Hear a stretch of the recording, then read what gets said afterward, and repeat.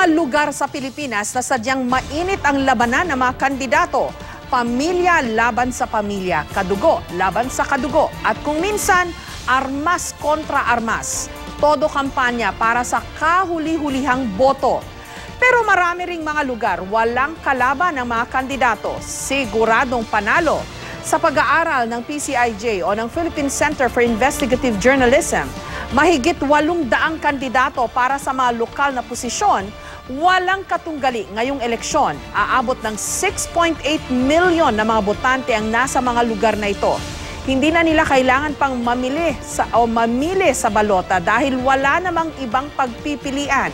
Dahil dito, sabi ng PCIJ, baka gawin ng mga pambansang kandidato ang lahat para lang makuha ang suporta ng mga lokal na kandidatong walang kalaban at ang maihahatid nilang mga boto.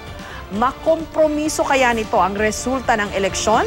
Ang diwa ng demokrasya nakasalalay pa naman sa kalayaang mamimili ng mga pinakamainam na pinuno at ang ipapalit sa mga namumuno. Kasama na rito ang pagpili ng pinakamagandang plataforma. Sa ganitong paraan, nabibigyang kapangyarihan ng botante, mayaman man o mahirap, na hubugin ang nais nilang maging kinabukasan. Paano na lang kung wala ito?